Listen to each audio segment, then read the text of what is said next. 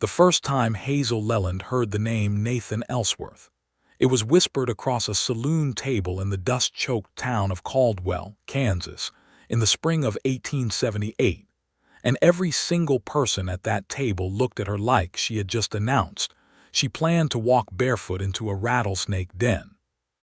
Hazel had arrived in Caldwell 3 days prior on the Santa Fe line, her single trunk strapped to the back of a hired wagon, her dark auburn hair pinned beneath a wide-brimmed traveling hat that had seen better days somewhere east of the Missouri River.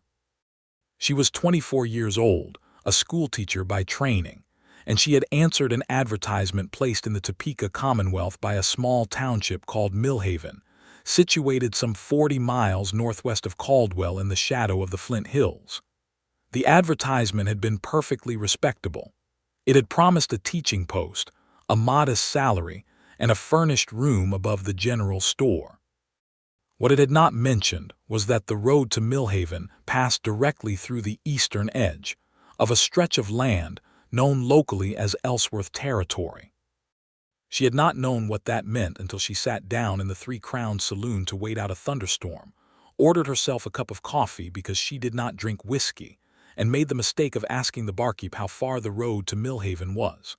The barkeep, a barrel-chested man named Doyle with a red mustache that drooped past his chin, had looked at her with something between pity and amusement. He had set down the glass he was polishing and leaned both forearms on the bar. "You going through or around?" He asked. "Through, I suppose," she said, "whichever is faster." That was when the men at the nearest table had gone quiet. There were 4 of them, cattlemen by the look of their boots and the smell of their coats, and the oldest of them, a leathery man named Cresswell who wore his silver hair long beneath a battered hat, cleared his throat, and turned to face her with the sort of expression a man wears when he is about to tell a woman something he thinks she will not believe. "Miss," he said, "going through means crossing Ellsworth land, and nobody crosses Ellsworth land without Nathan Ellsworth knowing about it." Hazel set her coffee cup down. "Is that a legal restriction? Does he own the road?" "He owns everything around the road," said one of the younger men, "and he has a way of making people feel it." "The man is not civilized," Doyle said from behind the bar, saying the words slowly as though they were facts written in stone. "Came out here about 5-6 years back from somewhere up north. Nobody knows exactly where. Built himself a cabin on the far edge of the hills, barely comes to town. When he does, there is usually trouble. Last man that tried to cut across his property without asking came back with 2 broken fingers." "He broke a man's fingers," Hazel repeated. "The man had been trying to steal his horses," said Cresswell, though he said it in a tone that suggested this detail did not substantially change his opinion. "Still, a reasonable man calls the sheriff. Ellsworth handles things himself, always has." "He is dangerous," said another man at the table. "Out there alone on that mountain with nobody to answer to. Word is he does not even keep a Bible in the house." Hazel was not particularly moved by the absence of a Bible as a mark of character, but she filed away the warnings anyway, as a sensible woman does. She thanked them all politely, finished her coffee, and then went to find the man Millhaven had sent to collect her, a wiry fellow named Pete Garrison who drove a freight wagon and chewed tobacco constantly and was entirely unbothered by most things. "You know anything about a man named Nathan Ellsworth?" She asked him when they had loaded her trunk and started out of Caldwell the following morning, the sky scrubbed clean and pale blue after the previous night's rain. Pete spat over the side of the wagon. "Some," he said. "People in town seem to think he is uncivilized and dangerous." Pete thought about that for a moment, clicking his tongue at the horses. "People in Caldwell think anything that is not Caldwell is uncivilized," he said. "Whether he is dangerous I cannot rightly say. He never gave me trouble. I deliver him flour and lamp oil twice a month, and he pays fair and does not complain about the price. That is more than I can say for half the merchants on Main Street." Hazel pulled her coat a little tighter as the wagon rolled northwest, the flat land beginning to give way to the long rolling swells of the Flint Hills, all of it brilliant green from the spring rains, the grass so tall in places it brushed the sides of the wagon. She watched the landscape change and thought about what kind of man lived alone at the edge of all this wide, unruly country, and whether the warnings she had been given were born of genuine fear or simply of that particular brand of frontier suspicion that attached itself to anyone who refused to be easily categorized. She did not expect to meet him that day. She did not expect to meet him at all, if she was honest with herself, assuming she would simply pass through the general vicinity of whatever land he claimed and arrive in Millhaven without incident. But the wagon axle cracked on a stretch of rocky track about 8 miles into Ellsworth land, a sharp report like a rifle shot that startled the horses and sent the left rear corner of the wagon lurching down into the grass. Pete Garrison climbed down, looked at the damage, and said something that Hazel's mother would not have approved of. "Can it be fixed?" she asked. "Not by me," he said. "Not out here. We need a spare axle pin, and I did not bring one because the last time this happened was 2 years ago and a man forgets." He straightened up and looked around at the hills, shading his eyes. "Ellsworth's place is about a mile up that track," he said, pointing north. "He keeps tools. Maybe has what we need. You want to go knock on the door of the man everyone in Caldwell told me was dangerous," Hazel said. "I want to fix the axle and get you to Millhaven before dark," Pete said. "If Ellsworth causes trouble, I have dealt with worse." He reached under the seat and patted a shotgun that Hazel had not previously noticed. "You can wait here if you prefer." Hazel looked at the tall grass on either side of the track, the emptiness of the hills, the particular silence of open country that was not truly silence at all, but was full of wind and bird song and the distant sound of cattle. Then she climbed down from the wagon and said, "I am coming with you." The track north rose gently through a corridor of cottonwood trees that were just coming into their spring leaves, pale gold-green against the deep blue sky. And after perhaps a quarter mile, the trees thinned and the land opened, and Hazel stopped walking, because what she saw made no sense at all relative to anything she had been told. There was a cabin, yes, and it was large and solidly built from stone and timber, with a wide porch running along the front and a chimney that was breathing a thin thread of smoke into the morning air. There were a barn and a corral where 3 horses stood in the sun, ears moving lazily. There was a kitchen garden along the south wall of the cabin, already planted, the dark earth turned and tended. There was a water pump and a cistern, and a woodpile that was stacked with a neatness that suggested a man who took satisfaction in small, ordered things. And there, set back about 40 feet from the main cabin, connected to it by a wooden walkway, was a building that Hazel could only describe as a schoolroom. It was not large, perhaps 20 feet by 30, with 4 windows cut in the south wall to catch the light, and a small bell mounted above the door on a simple wooden post. Through the windows, which were open to the morning air, she could see rows of wooden desks, a blackboard, and along one wall a shelf of books. Standing in the yard between the cabin and the schoolroom, apparently in the middle of chopping wood, was a man. He was tall, broad through the shoulders, wearing a canvas shirt with the sleeves rolled to the elbows, and he had dark hair that was somewhat longer than fashionable and a beard that was full but neat. He was perhaps 30, perhaps a year or 2 past, and when he heard their footsteps on the track he straightened, set the axe down with a deliberate care, and turned to face them with an expression that was not unfriendly but was measuring. His eyes were a dark, steady gray. Hazel noticed that first. "Pete," he said. "Nathan," Pete said. "Broken axle pin about a mile south. Wondered if you had a spare." The man looked from Pete to Hazel with a brief, direct attention that was not rude but was honest in the way that people are honest when they have lived alone for a long time and have forgotten to pretend. "Who is this?" he asked Pete. "New schoolteacher for Millhaven," Pete said. "Hazel Leland. Miss Leland, this is Nathan Ellsworth." Hazel met his gaze because she was not a woman who looked at her shoes when a man looked at her. "Mr. Ellsworth," she said. "Miss Leland," he said. He picked up his coat from the fence post where he had hung it and shrugged it on, which she recognized as a man's instinct toward courtesy. "Come around to the barn. I have spare axle hardware." She followed the two men around to the barn, trying to understand the gap between the Nathan Ellsworth she had been described and the Nathan Ellsworth who was walking in front of her with an unhurried stride, his hands quiet at his sides, nothing about him suggesting the volatile, ungovernable danger she had been warned about. The barn was clean and organized. The horses were healthy. A black dog that had been sleeping in the doorway lifted its head, saw that it was Nathan, and put its head back down.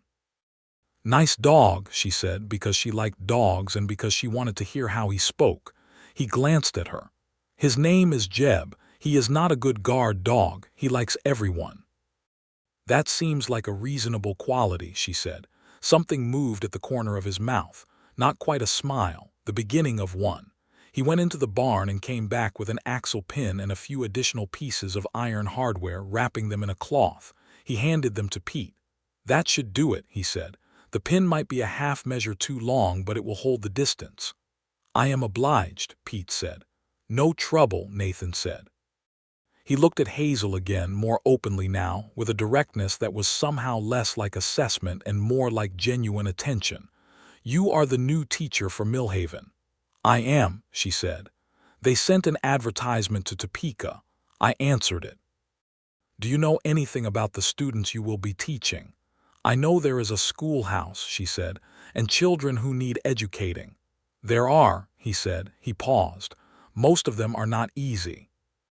She did not quite know what he meant by that, but before she could ask, Pete had shouldered the hardware and was already starting back down the track, saying he would see if he could manage the repair himself before calling on Nathan's help, and Nathan walked with them to the edge of the yard and then stopped, standing at the fence line with his arms resting on the top rail, watching them go.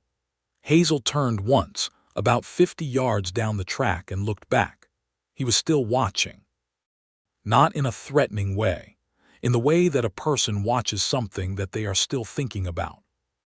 The axle was fixed within the hour, Pete having more mechanical aptitude than he let on, and by early afternoon the wagon rolled into Millhaven, which was a small but earnest town of perhaps 300 souls, with a main street of packed dirt, a general store, a church, a blacksmith, a small hotel that also served as a post office, and the schoolhouse that had been promised in the advertisement, which turned out to be a sturdy building at the east end of town with decent light and a proper stove. Hazel was greeted by a woman named Mrs.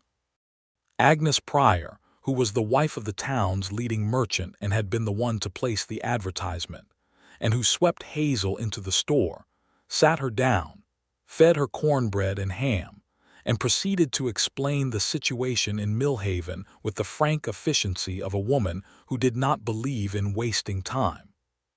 The students, Mrs. Pryor explained, were of varying ages and abilities, some of them children of the settlers and ranchers in the area, some of them the children of a few families who had come west with nothing and were building from scratch.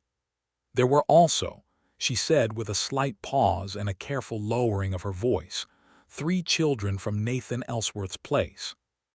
Hazel, who had been listening politely, looked up at that. "From his place," she said. "He has taken in orphaned children," Mrs. Pryor said, and her tone had shifted to something between respect and confusion, as though she had never quite been able to decide how she felt about this fact. "3 of them currently.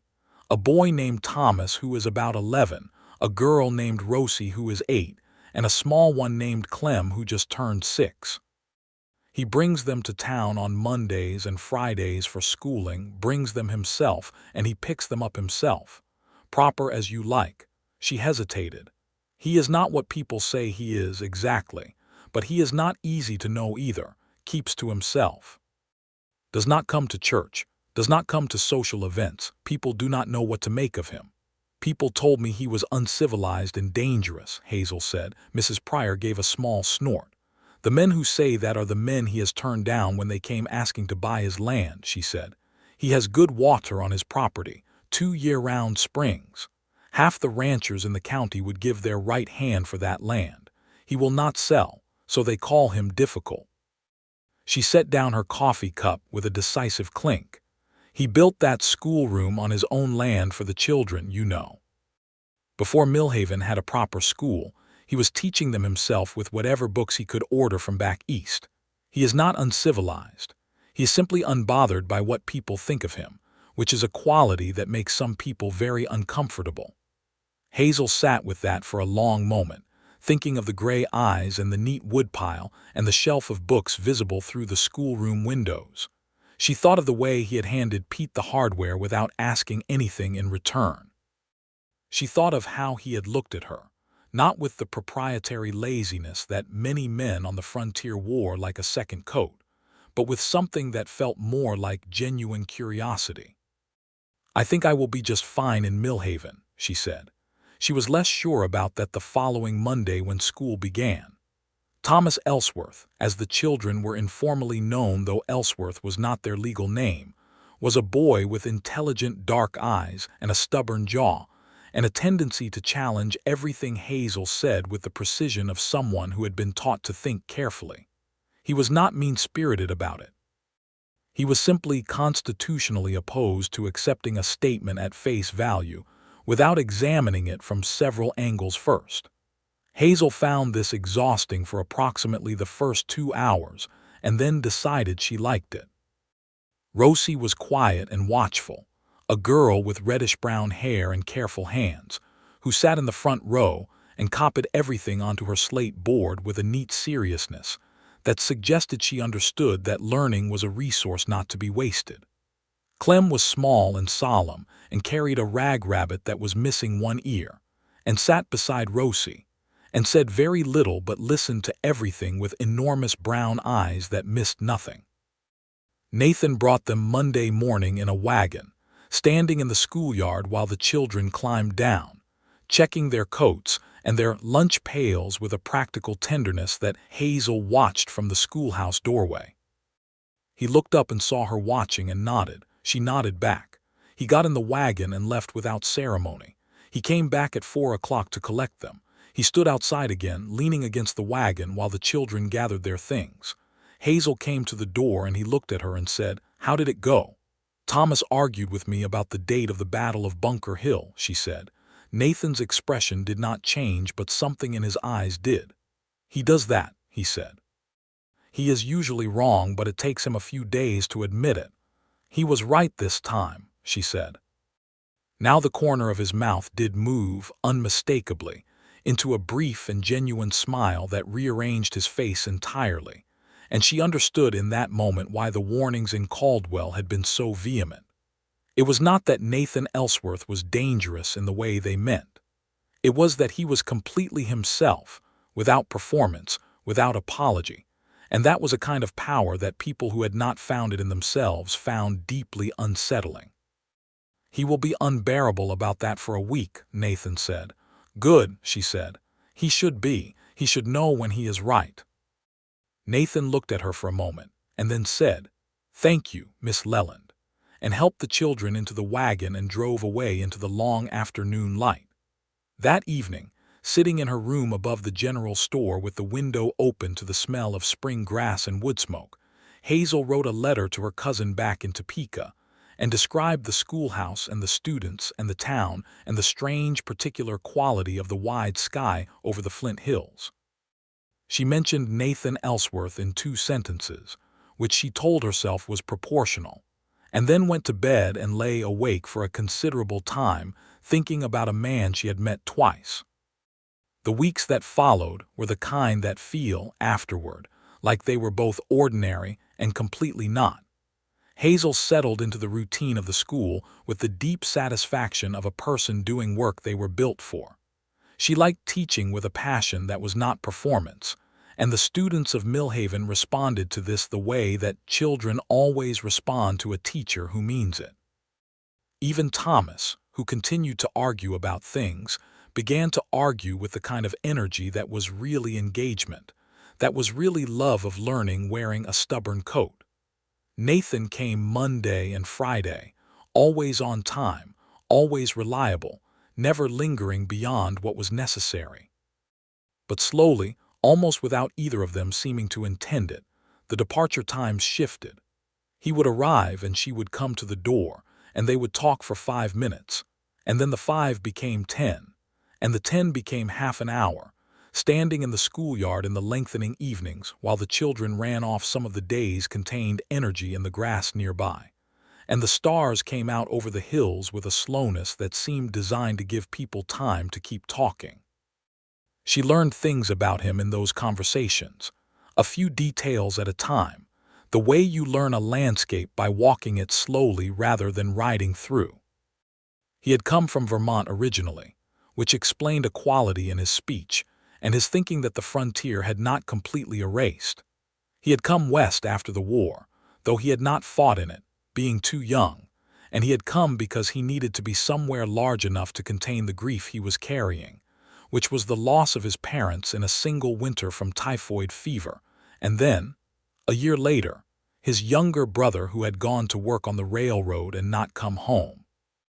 He had bought the land in the Flint Hills with what they had left him, and he had built the cabin, and he had thought for a while that he would simply be alone there, that this was a reasonable outcome for a man whose family was gone.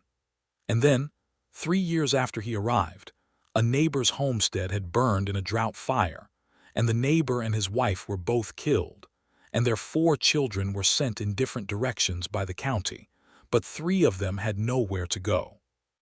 Nathan had been the one who found Thomas sitting in the ruins of the house, age 8, with his 2 little sisters beside him, and he had brought them home. The county had looked into it and then looked the other way, which was how the county handled most things in 1875, that it did not have the resources to manage properly, and Nathan had simply kept them. He had ordered books. He had built the schoolroom. He had taught them everything he knew while the town of Millhaven was still deciding whether to build a proper school, and when the town finally did build one, he had sent the children in twice a week and continued teaching them himself the rest of the time. "Why did you not bring them to town more often?" Hazel asked one evening in mid-May, sitting on the step of the schoolhouse while Thomas helped Rosie practice her letters and Clem sat in the grass talking to his rag rabbit about something of apparent importance. Nathan was sitting on the fence rail beside the step, which put him at a height that made their faces roughly level, and he was watching the children with the kind of attention that was not anxious but was simply present. In the beginning, Thomas would not tolerate crowds, he said. He was a child who had lost everything at once, and for a while any large group of people made him feel as though something bad was about to happen. We took it slowly. By the time Millhaven had a school, he was readier. Hazel thought about that. You structured your whole schedule around what he needed, she said. They are children, Nathan said. What else would you do? Most people, she said carefully, would have done considerably less and thought themselves generous. He was quiet for a moment, looking at the hills, and then he said, "My father used to say that decency was not a virtue, it was a floor, the minimum below which a person should not go." I suppose I took that seriously. The way he said it was not self-congratulatory. It was just honest, the statement of a man describing a principle he had lived by so long it no longer felt like effort. Hazel felt something in her chest do a slow, recognizable thing, and she looked away at the hills because she was not yet ready to look at whatever that feeling was directly. She heard from Mrs. Pryor that there was a cattle baron named Hammond Driscoll who had been trying to buy Nathan's land for going on 3 years, offering prices that escalated from generous to extraordinary, and that Nathan had refused every approach. She heard that Driscoll had begun to make trouble where he could, spreading stories in Caldwell and Abilene about Nathan being violent and unstable, that the men she had met in the 3 Crowns saloon were in Driscoll's employ, or at least in his orbit of influence.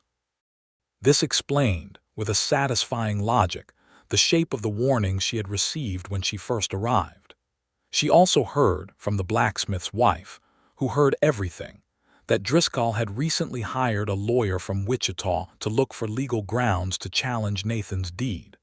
Whether this would come to anything was unclear, but the news made Hazel uneasy in a way she did not immediately examine.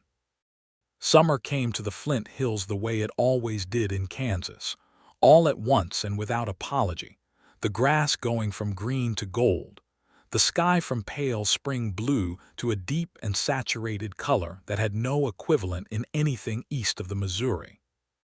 Hazel began wearing her lighter dresses and the children began leaving their coats at home, and the schoolroom grew warm enough by mid-afternoon that she propped the door open and let the grassland air come through.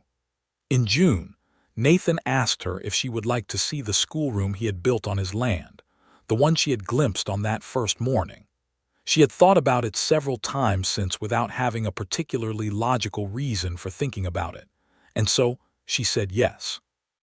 He came for her on a Saturday morning with a wagon that was cleaner than the freight wagon, the horses brushed, and she noticed that he had shaved more recently than usual, which she chose not to remark on. They drove northwest into the hills, into that corridor of cottonwoods, and the land opened up again around his property the way it had in March. But everything was different now. The garden along the south wall green and full, the prairie beyond the corral rolling in long waves, a red-tailed hawk holding still against the blue above the tree line. The schoolroom was better than she had expected. The books were good ones, not primers only but real literature, natural philosophy, history, mathematics through algebra.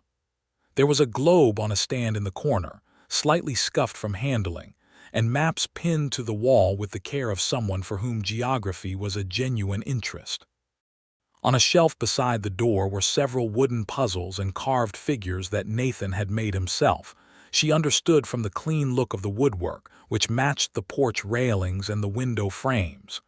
"You made these," she said, picking up a carved wooden horse that was beautifully precise. "In the evenings," he said, "it is something to do with the hands while the mind is working." She set the horse down carefully. The room smelled of chalk and wood and the particular dry sweetness of old pages, and standing in it she felt an emotion that was partly professional admiration and partly something far less professional. "You built this for 3 children," she said. "At the time there were more," he said.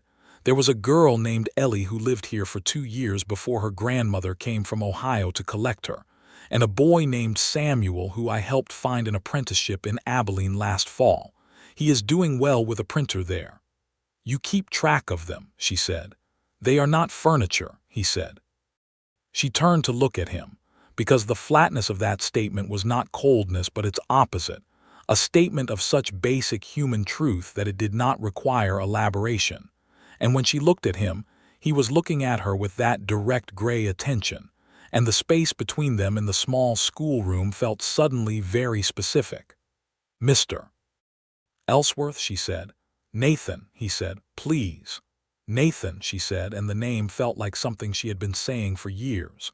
"Why do you let people think the worst of you? In town, people still describe you in ways that are completely at odds with reality. You could correct the record. You could come to town more, attend church, be seen in ordinary circumstances. People would understand you better." He was quiet for a moment.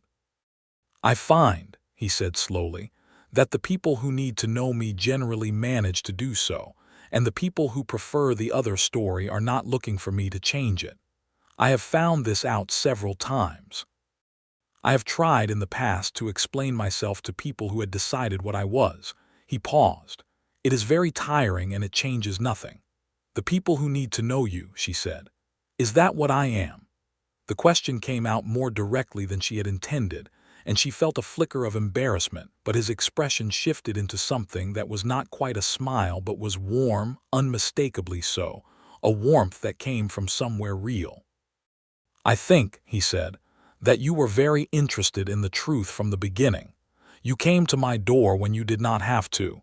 You have been asking me questions for 3 months. And you are standing in my schoolroom looking at me like the answer you found does not match the question you started with." "The answer is considerably more complicated," she said. "Most true things are," he said. They stood there for a moment, the prairie wind moving through the open door, the distant horses in the corral shifting and blowing.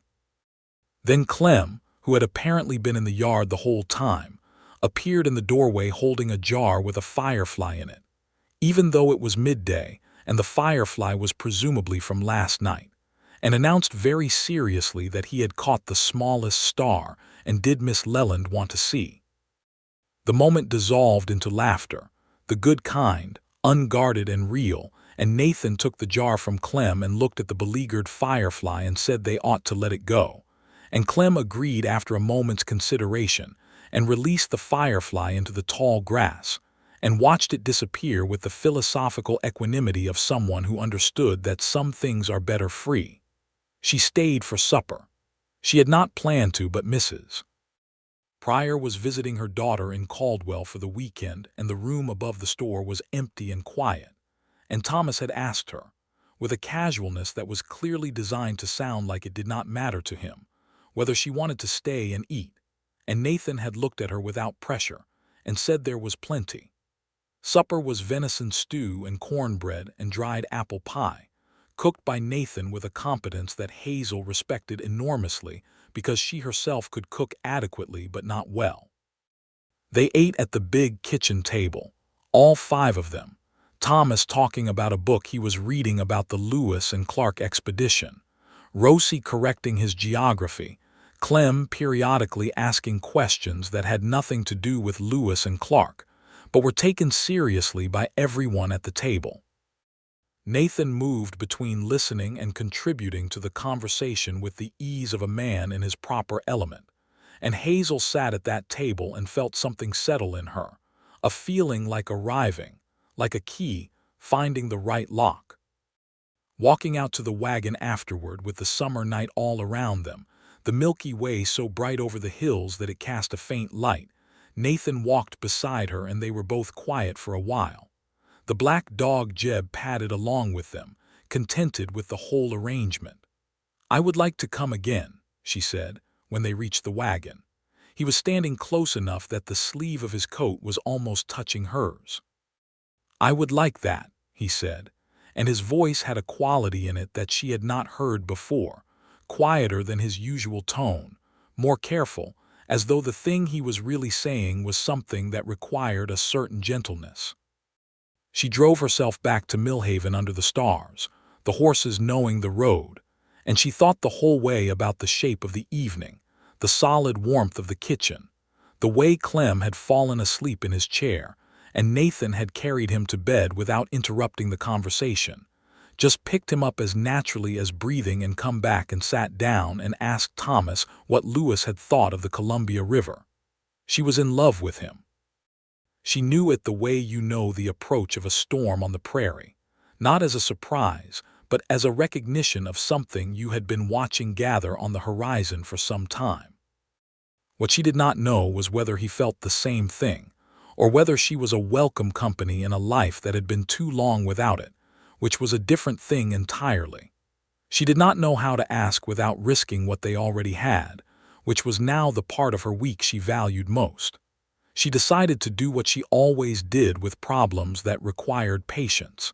She would let it develop at its own pace and pay close attention. The trouble with Driscoll arrived in July, as trouble tends to arrive in the middle of things, suddenly and with bad timing. Hazel was in the schoolhouse one Tuesday morning when she looked up from the blackboard to see Thomas standing in the doorway, which was wrong because Thomas was supposed to be at Nathan's and it was not a school day. The boy's face was set and tight in the way it got when he was controlling something difficult. "Thomas," she said, and the other children were already turning to look. "What happened?" "Some men came last night," Thomas said. "They cut the fence and let the horses out and put a letter on the post. Nathan sent me to town while he went to find the horses." She kept her voice even for the sake of the children in the room. "Is he all right? Are Rosie and Clem all right?" "They are with Mrs. Pryor," he said. "Nathan told me to take them there first. I came here because I thought you should know." She dismissed school for the morning, something she had never done before, and sent the students home with assignments, and then she and Thomas went to find Sheriff Beaumont, who was a man in his 50s with a careful, measured manner and an understanding of the county that was at once political and practical. Beaumont listened to Thomas with full attention. "Do you still have the letter?" he asked. "Nathan has it," Thomas said. Beaumont stood up and took his hat from the hook on the wall. "Then we need to go talk to Nathan." They found him 2 miles north of his property, bringing in the last of the horses, 3 of them that had gone west into the deeper grass. He came into the yard with the horses and tied them and stood at the fence and looked at Beaumont and at Hazel, and there was something in his expression, a controlled anger that was very different from the volatile temper he was supposed to have, more like a man who had been tested carefully and was choosing how to respond. He handed Beaumont the letter. It was printed on plain paper in a neat, anonymous hand, and it said in summary that Nathan's deed was under legal challenge, that the land would be found to have been improperly filed, and that it would be wise for him to consider a private settlement before the matter became costly. It was signed only with a D. Driscoll, Beaumont said. "I assume so," Nathan said. "He cannot actually challenge the deed," Beaumont said, turning the letter over in his hands. "I know the history of this land grant. It was properly filed in Topeka in 1872, and it was verified again in 1874. He would need to manufacture something, which is possible with a willing lawyer, but it would not hold in a proper court." "What if the court is not proper?" Hazel said. Both men looked at her. She had said it without planning to, a direct statement of a thing she had been thinking since she first heard about Driscoll's campaign. "The circuit judge for this county comes from Abilene," she said. "Is he independent of Driscoll's money?" Beaumont was quiet for a moment. That was itself an answer. "Then the law may not be sufficient on its own," she said. She looked at Nathan. "You need documentation. Not just the original deed, but letters from Topeka, records of tax payment, anything that creates a paper record so solid that even a compromised judge cannot easily set it aside without it being obvious what he is doing." Nathan was looking at her with an expression she had not seen before, not the quiet warmth of the kitchen evenings or the measuring attention of their first meeting, but something sharper and more present, like a man recognizing something he needed. "I can write to the land office in Topeka," she said. "I have a contact there, a man named Aldrich who was a colleague of my father's. He can certify the record independently." "Why would you do that?" Nathan asked. The question was direct and honest, not ungrateful but genuinely asking. She met his gaze. "Because what is happening to you is unjust," she said, "and because I have the means to help address it." He held her gaze for a long moment. "Thank you," he said, and it was the same tone as when he had stood close to her in the wagon yard under the stars, that quieter register, that careful quality. Beaumont agreed to put a formal record of the fence cutting and the threatening letter on file, and he rode north to have what he called a conversation with Driscoll's ranch manager, a conversation whose tone he did not describe, but whose purpose was clearly to make clear that Nathan Ellsworth had the attention of the law. That evening, Hazel sat at her small desk above the general store and wrote the most carefully worded letter she had ever composed, to Aldrich in Topeka, explaining the situation with a clarity and precision that her years of teaching had given her, and asking him to certify the original land filing and send copies to both herself and the county record office and the circuit court directly. She sealed it and paid the extra postage to have it sent with the fastest mail rider. She also wrote to a woman she knew in Wichita, a former colleague who had married a lawyer there, and described what she knew of Driscoll's hired attorney and asked for whatever information was available about the man's reputation and prior dealings. She was doing this, she told herself, because it was the right thing to do. This was true. She was also doing it because the thought of Nathan losing his land, losing the schoolroom he had built, losing the home he had made for 3 children who had nobody else, was something that she found she could not tolerate. This was also true. The two truths sat together comfortably enough that she did not feel the need to separate them. 2 weeks later, she received a reply from Wichita with information about Driscoll's lawyer that was detailed and not flattering, and she brought it to Beaumont, and Beaumont sent it to the circuit court directly. A week after that, she received Aldrich's certified copies from Topeka, stamped and dated, and she brought those to Beaumont as well. Beaumont sent a set to Nathan and filed a set himself and sent a third set to the court. The legal challenge evaporated. Driscoll's lawyer withdrew from the case with a letter that was full of polite language and empty of anything like an explanation. And Beaumont, who understood the county, told Hazel privately that Driscoll had apparently decided that the cost of pressing the matter through a court that now had multiple certified copies of a valid deed from the state land office was greater than whatever he stood to gain from the water rights on Nathan Springs. The fence was repaired. The horses were recovered undamaged.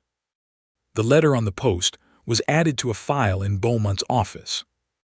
Nathan came to Millhaven the following Monday with the children, and when he came to the schoolhouse door at 4 o'clock and Hazel came out, he did not say anything for a moment but simply looked at her with an expression that she could not entirely read, though she recognized the weight of it. "You solved it," he said. "Aldrich solved it," she said. "He had the authority. I just knew who to ask." "Hazel," he said, and it was the first time he had used her given name without being asked, and the sound of it in his voice, quiet and deliberate, was enough to make her stop pretending that she did not know exactly what she felt.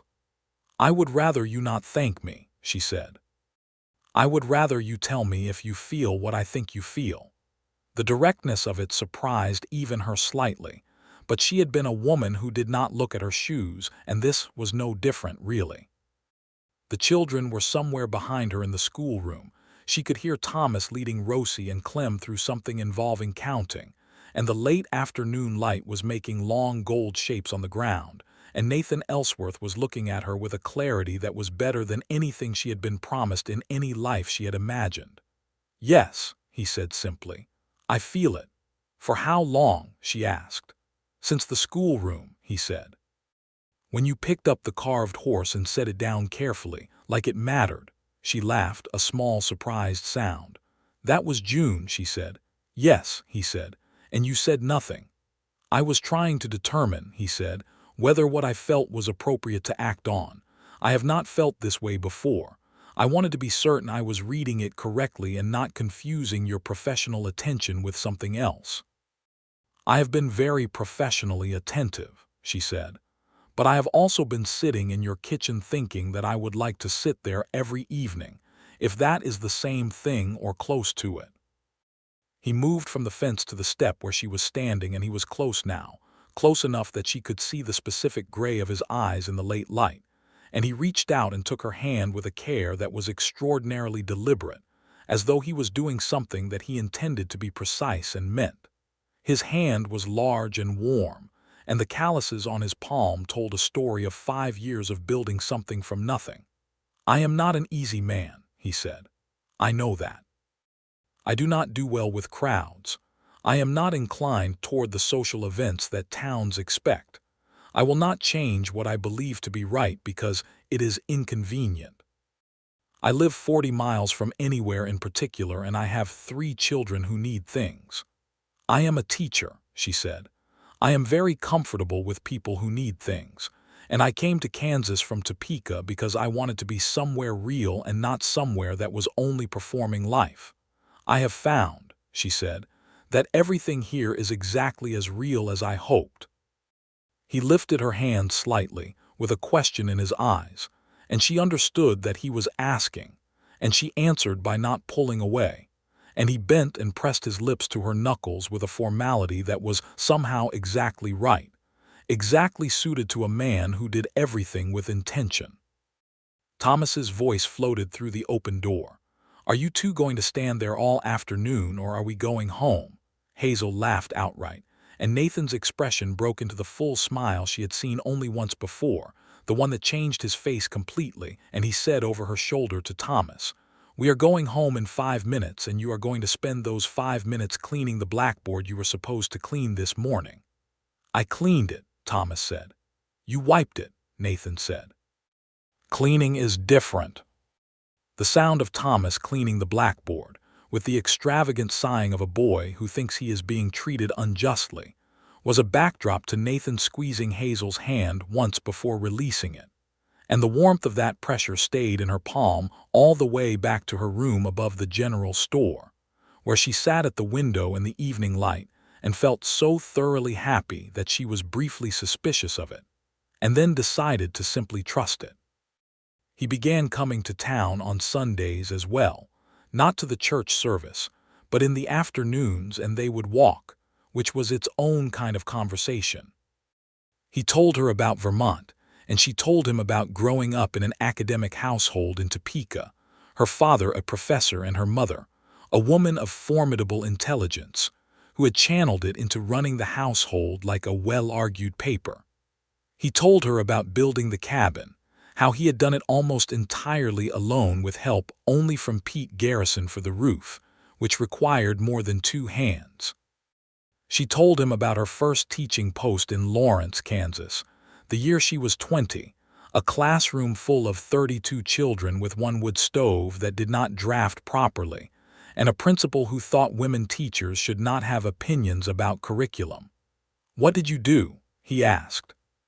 "I had opinions about curriculum," she said, "and I argued them well enough that by the second year the principal mostly just sent things to my desk to sign." "I believe that," he said. "You should," she said, and he laughed. She loved his laugh. It was infrequent enough to be genuinely precious, not withheld for dramatic effect but simply honest, arriving when something was actually funny and not before. She was collecting instances of it like someone who had found a rare mineral and wanted to understand its conditions of formation.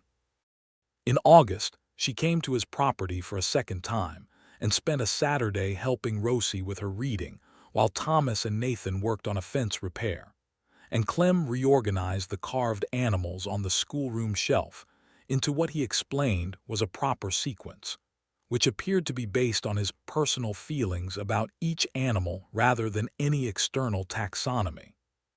By afternoon, the fence was repaired, and the reading session had turned into all of them sitting in the yard, while Hazel read aloud from a book of exploration narratives that Thomas had been eyeing all morning, and the late summer light came down through the cottonwoods and lay across the grass in long bars, and Jeb slept beside Hazel's leg with complete contentment, and she thought, quite clearly and without sentimentality, that this was what a home felt like. It was Rosie who said it first. She said it in October, on a Friday pickup, standing beside Nathan's wagon while Thomas helped Clem climb up. Rosie was a girl who did not speak without thinking, and she said it to Hazel directly, looking at her with those careful dark eyes. "Do you think you will stay in Millhaven forever?" Hazel understood the question underneath the question. She crouched down to Rosie's level. "I think I very much want to," she said. Rosie considered this. "Nathan talks about you," she said, "when you are not there." "Does he?" Hazel said, carefully neutral. "He does not think we notice," Rosie said, with the calm authority of a girl who had spent 3 years noticing everything. "But we do." Nathan had come around the back of the wagon and was close enough to have heard this. He did not pretend he had not. He looked at Hazel with an expression that was composed and warm and only slightly embarrassed, and Rosie looked between them, and then climbed into the wagon with the satisfaction of someone who has said the necessary thing.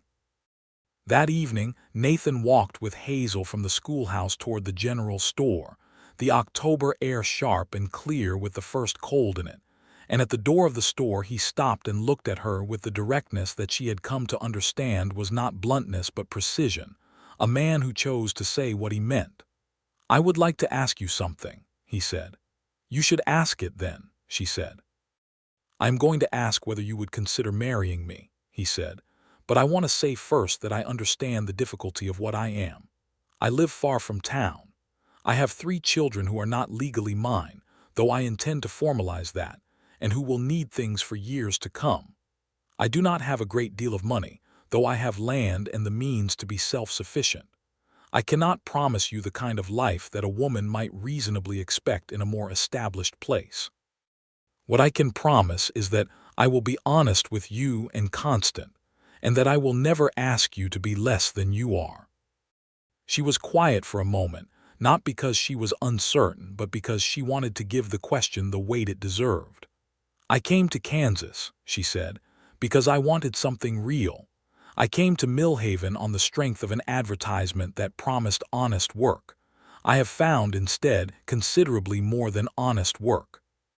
I have found a man who built a schoolroom for children who had no one, and who argued with me in June about whether caring for people was a virtue, and convinced me it was simply a floor."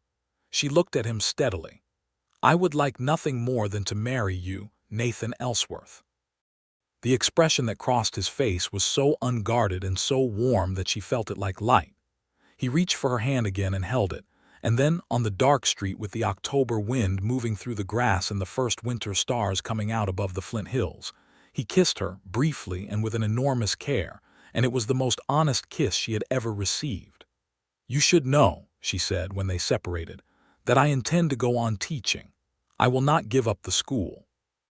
"I never imagined you would," he said, with a gravity that was almost perfectly hiding the fact that he was privately delighted. They told the children the following Saturday, all sitting at the kitchen table, and Thomas received the news with a studied nonchalance that fooled none of them, and then asked very sensibly whether this meant Hazel was going to move to the property, because if so they would need to think about which room to adjust for her. Rosie said nothing, but moved her chair approximately 2 inches closer to Hazel's. Clem asked whether she would bring her good book of exploration stories, and when she confirmed that she would, he said, "Good," with a finality that suggested the matter was settled as far as he was concerned. The wedding was in December, in the Millhaven church, because Nathan had agreed to the church on the understanding that the minister would keep it short, which the minister, a practical man named Reverend Stokes who had been West long enough to be flexible, did. Mrs. Pryor organized the event with the efficiency she applied to everything, and there were more people there than Hazel had expected, because Millhaven had been watching the whole proceeding with the warm attention of a town that does not have much entertainment, and is pleased when the entertainment is genuinely good. Pete Garrison came and sat in the back and looked at the ceiling during the vows in the way of a man who is moved, but would prefer not to be. Thomas sat in the front row with Rosie and Clem, and wore a clean shirt, and held himself with the dignity of someone who had, in his own understanding, been instrumental in this outcome. Hazel wore a dark blue dress that had been her best dress since Topeka, and her auburn hair down around her shoulders, and she carried a small bunch of dried prairie grasses, because there were no flowers in December, but the grasses were beautiful, pale gold and silver, and completely appropriate. Nathan stood at the front of the church in a coat that was new, or at least newly pressed, and when she came down the aisle he looked at her with that full, undisguised warmth, the thing that had been coming in increments since March, and she felt it land in her chest and stay there. Reverend Stokes did indeed keep it short. The winter they spent together was the best winter of Hazel's life, and she had had some pleasant winters. Living on Nathan's property meant adjusting to the scale of the Flint Hills in a way that was different from visiting it, and she found that the adjustment took no time at all because she had already, in some interior sense, been living there for months. She moved her books into the schoolroom and reorganized the shelf, which earned her Thomas's genuine approval and Clem's collaboration in the placement of the carved animals. She continued to teach in Millhaven twice a week through the winter, and Nathan continued to drive in and out, and they used the time on the wagon road, all 40 miles of it over the course of each week, for conversations that ranged across everything, history and philosophy and the practical business of the land, and what Thomas should read next, and whether the South Spring was losing pressure. The kind of conversations that you can only have with someone who will be there tomorrow and the day after and all the days after that. She learned his daily rhythms. He rose before light and was outside within half an hour, checking the horses and the property lines and the weather, a daily reading of the land that was meditative and necessary. He cooked in the evenings with concentration and pleasure. He read after supper always, sitting in the chair by the fire with whatever book he was working through, and the room was quiet in a good way, the children doing their evening studies, Hazel preparing the next week's lessons, Jeb on the hearth. When the children were in bed, Nathan and Hazel stayed up by the fire and talked, or read, or simply sat together. And she understood that the silence they could be in together was the most intimate thing of all. Spring came again, the second spring since she had arrived in Caldwell on the Santa Fe line, not knowing anything. The garden along the south wall was planted again, this time with her assistance and her opinions about where the tomatoes should go, which Nathan accepted after a brief logical discussion about sunlight and drainage. The cottonwoods came into their pale gold-green leaves again. The red-tailed hawk was back above the east ridge. In April, she told him that she was expecting a child. He was in the barn when she told him, working on a piece of tack, and he went still for a moment and then set down the leather and turned to face her with an expression so layered that she could not read all of it at once. There was surprise, genuine surprise, and then something that was larger than surprise, a flooding, overwhelming thing that she recognized as joy because she was feeling it herself. He crossed the barn in 3 steps and held her carefully with the precision of a man who wanted to do something correctly, and his arms were solid and warm, and she pressed her face into his coat and felt him breathe. "A baby," he said into her hair. "A baby," she confirmed. "When?" "October," she said. "November at the latest." He held her for a long time, not saying anything else, and she could feel through the warmth of him that he was simply being present with it, the way he was present with everything that mattered. Above them, in the rafters of the barn, a pair of barn swallows were building something with a focused industry that Hazel found encouraging. Thomas took the news with the analytical composure he brought to everything but was visibly affected by it, going quiet for a day, and then coming to find Nathan in the evening and saying, with a seriousness that he obviously hoped looked casual, "I would be a good older brother, I think." "You already are," Nathan said. Thomas nodded, as though this had been the answer he was looking for and he had filed it in the proper column. Rosie was quietly overjoyed. She began, without being asked, to make a small blanket from scraps of wool that Mrs. Pryor gave her, working on it in the evenings with a patience and determination that was purely her own. Clem wanted to know if the baby would like the carved animals. He was assured that the baby would love the carved animals. He went back to his own activities satisfied. Summer passed with the full pace of life on the property, the garden, the horses, the school twice weekly, the long evenings, and Hazel growing into her new shape with an equanimity that was partly her nature and partly the specific security of a woman who knew where she was. Nathan watched over her without being oppressive about it, in the way of a man who understood the difference between care and control. He took over certain physical tasks without making a ceremony of it. He was up at night sometimes for no apparent reason, and she suspected he was simply lying awake in a pleasant state of anticipation, though he denied this. The baby came in late October, in the middle of a night that was sharp with early frost, and he was a boy, and he was healthy, and he had Nathan's gray eyes from the very first morning, which Thomas pointed out with a knowing expression that made Nathan laugh. They named him James, after Nathan's father. Hazel held him in the light of the fire and looked up at Nathan, who was sitting beside her on the edge of the bed, with an expression of absolute, transparent wonder, the kind that strips every defense and leaves only the thing underneath.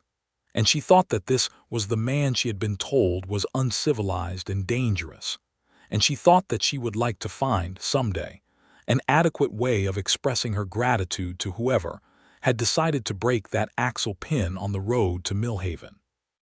James was a large and vigorous baby who slept considerably better than his parents had feared and considerably worse than they had hoped, and who was the subject of intense and devoted attention from all 3 of his older siblings.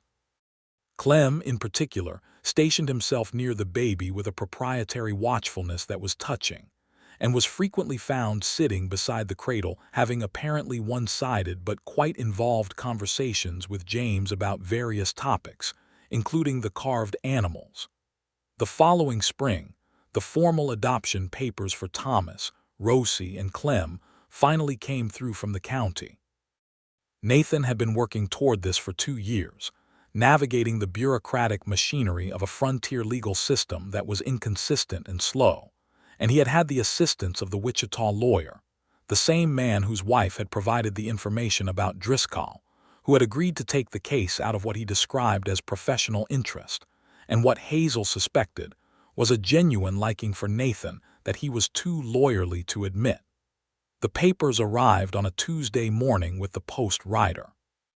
Nathan read them at the kitchen table carefully, and then set them down and looked at the 3 children who were finishing their breakfast and who understood from his expression that something had happened.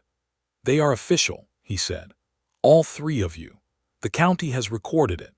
Thomas was 11 years old and had the instinct to appear unaffected, but his jaw was tight and his eyes were bright, and he nodded once, hard, like a man acknowledging something that has been a long time coming.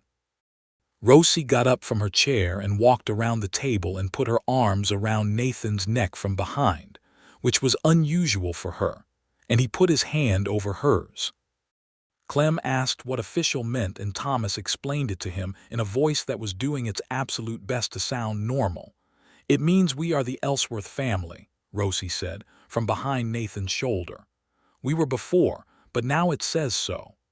"Yes," Nathan said. "Good," Rosie said, and went back to her breakfast with the composed finality of a girl who has been waiting for the world to catch up with what she already knew. Hazel sat with James on her knee and watched all of this, and the feeling in her chest was so large and quiet and complete that she simply let it be, not trying to name it any more precisely than this, that she was exactly where she was supposed to be. Life on the property and in Millhaven settled into the kind of pace that is full without being frantic. The school grew. By 1880, Millhaven had enough children that the town built a second classroom and hired an assistant teacher from Wichita, a young woman named Clara who was earnest and capable and whom Hazel liked immediately. Nathan took on a hand to help with the horses, a quiet young man named Davis who turned out to have a gift with animals that bordered on the uncanny, and who became over the following months a genuine part of the household without anyone making a decision about it, which was simply how things seemed to go on Nathan's land. Thomas, at 12 and 13, was already growing into the person he was going to be, and the person he was going to be was rigorous and principled and argumentative in the best possible sense, and Nathan had begun teaching him carpentry and land management alongside the academic education, preparing him, in the deliberate way that Nathan prepared everything, for whatever kind of life he chose. One afternoon in the summer of 1880, Hazel came back from a walk with James, who was 10 months old and had developed strong opinions about the direction of walks, and found Nathan in the main cabin sitting at the table with a letter in his hands. He looked up when she came in, and his expression was the careful, composed one he wore when he was sitting with something difficult. "What is it?" she said. "It is from Samuel," he said, "the boy I helped find the printer's apprenticeship in Abilene." "Is he all right?" she asked, putting James on the blanket by the fire. "He is very all right," Nathan said, and his voice had a quality in it she recognized as the precursor to the large, quiet emotion. "He is finishing his apprenticeship. He has been offered a permanent position at the paper. He says he is going to take it." He set the letter down and smoothed it with his fingers. "He says he wanted to write and tell me because I was the first person who told him he was worth investing in." Hazel sat down at the table with him. "That is because you were," she said. "He was a 10-year-old boy who would not speak when I found him," Nathan said. "He sat in my kitchen for 6 months and barely said a word, and then one day he read something in one of the books and started asking questions, and he never really stopped after that." "You gave him books," she said. "Books and time," he said. "That is mostly what it is it not? Books and time and someone in the room who does not give up." She reached across the table and covered his hand with hers. "That is what you do," she said simply. He turned his hand and held hers. "We do," he said. The letter from Samuel was put in a box on the shelf in the main cabin, alongside the adoption papers, and a letter from the land office certifying the property boundary, and a small drawing that Clem had made of the family that included Jeb prominently in the center and James as a round shape that Clem had labeled in his improving letters. The baby. Hazel took up a correspondence with the land office in Topeka about the condition of schooling in the frontier counties, something that had been troubling her since she arrived in Millhaven and understood what resources were and were not available to children in the region. She wrote careful, detailed reports about attendance and materials and the specific challenges of teaching in communities that were still building their infrastructure. And over the course of 2 years, these reports contributed to a modest increase in the territorial allocation for rural school funding, a fact that she learned about in a letter from a state official who thanked her for her documentation. She did not make a great deal of the achievement, but Nathan found out through Pete Garrison, who had heard it somewhere, and he came home that evening with a quiet pride that he expressed by doing absolutely nothing except sitting down at supper and saying, without preamble, "I heard about the school funding," and looking at her with that gray-eyed attention that contained approximately a paragraph of things he had decided to compress into a look. She understood all of it. In the autumn of 1880, Hazel realized she was expecting again. She told Nathan this time in the kitchen in the morning before the children were up, and his response was calmer than the first time, not because he was less moved, but because he was a man who had learned in the years of the life they had built together to hold good things with steadiness rather than surprise. He made her a cup of coffee and sat down across from her and said, "When?" "May," she said. "Spring," he said, and his eyes were warm in the morning light. "Spring," she agreed. The baby was a girl, born in the long bright light of a May afternoon with the prairie outside going green and gold, and they named her Clara Frances, for Hazel's grandmother on her mother's side. She came into the world with a significant amount of noise and strong opinions about the process, which Nathan noted with a dry calm that suggested he had expected nothing less. James, who was 2, was introduced to his sister with appropriate ceremony and took a few days to decide how he felt about her, ultimately landing on a proprietary affection that closely mirrored what he had observed Clem practicing for the past year. Thomas, who was now 15 and deeply occupied with becoming a grown person, was nonetheless found one evening sitting beside the cradle reading aloud from a natural history book, apparently on the theory that it was never too early to start. Life went on, and it was full and real and sometimes difficult and more often simply good. There were hard winters where the heating was a constant calculation, and a drought summer where the garden failed and the stock had to be managed carefully. There were the ordinary difficulties of children growing up and requiring different things, and the particular adjustments of a household that was never precisely still. There were also the evenings by the fire, and the walks through the property in the long prairie sunsets, and the mornings that came over the Flint Hills with a clarity that made it feel like the world was being offered again fresh, and the conversations that continued with the richness of 2 people who had chosen each other deliberately and kept choosing. Driscoll sold his ranch in 1881 and moved to Colorado, which was received in Millhaven with the undramatic relief of a community that had been braced for trouble that did not ultimately come. His departure meant that the water rights on Nathan Springs were no longer contested and had not been for 2 years, and the property's status was secure in every legal and practical sense. Nathan filed additional documentation with the county office for his own satisfaction and then did not think about it again. Nathan's schoolroom on the property, the one Hazel had first glimpsed through the cottonwood trees on the day the axle broke, continued to be used. By 1881, it served as an extension of the Millhaven School for children in the outlying farms who could not make the 40-mile round trip twice weekly, and Hazel taught there on alternate Thursdays, and Nathan had repaired and expanded the bookshelf twice over. Several families had moved into the area who had not been there when Hazel first arrived, and their children were among her students, and she knew all their names and their specific minds, and what each of them needed to grow, because that was the kind of teacher she was and had always been. Thomas Ellsworth went to a college in Lawrence at 17, which was remarkable and was arranged through a combination of his own ability and Nathan's careful financial management, and a recommendation from Hazel that was, by the account of the professor who received it, the most specific and compelling letter of academic endorsement he had read in a decade of admissions. Thomas went with a trunk full of books and the contained emotion of a boy who had been to enough hard places not to be dramatic about good ones, and he wrote a letter home every week without fail.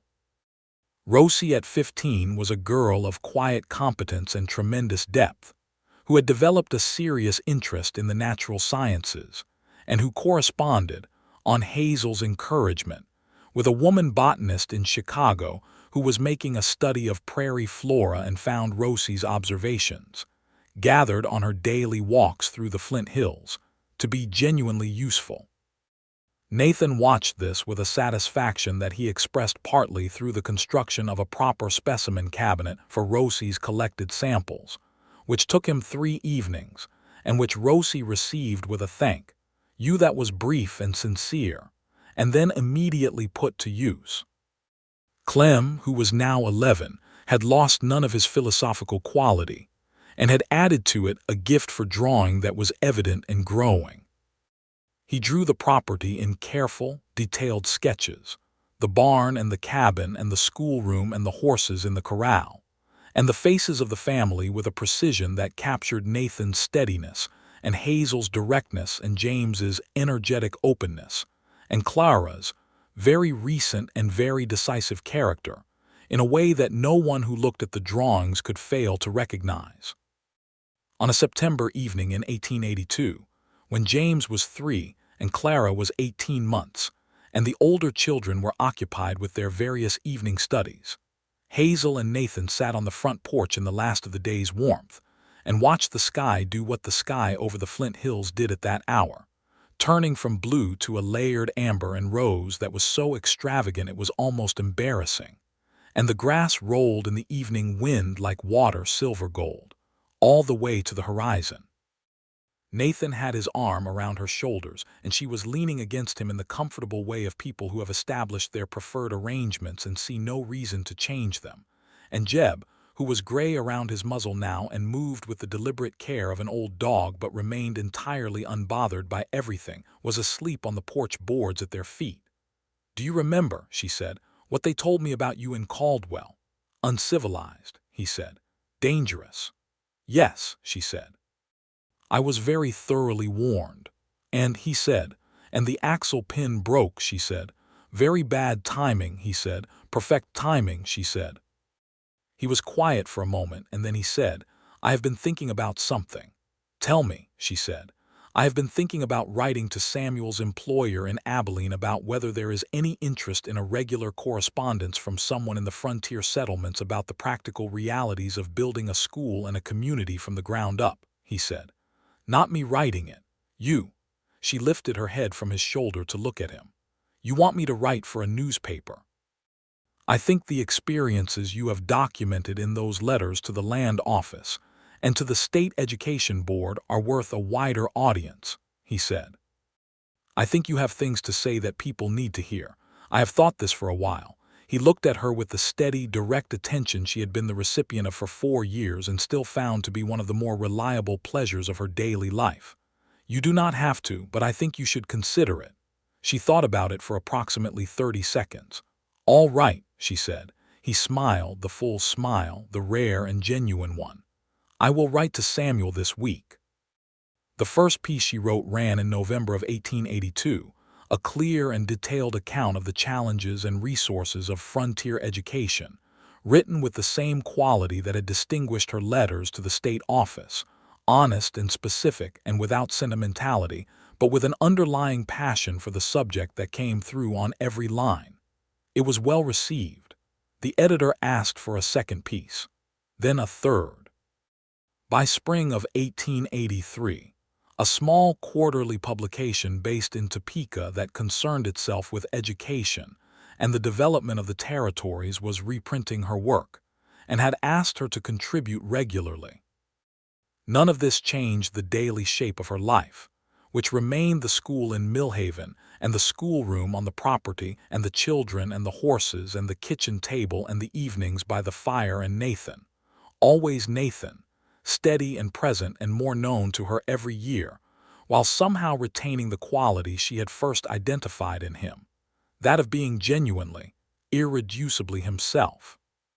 Pete Garrison retired from freight hauling in 1883 and moved to Millhaven proper with a woman he had been quietly courting for 2 years, and Nathan and Hazel attended the wedding in the same church where they had stood 4 years earlier, and Pete cried during his own vows and was entirely unembarrassed about it, which Hazel thought was one of the best things she had ever witnessed.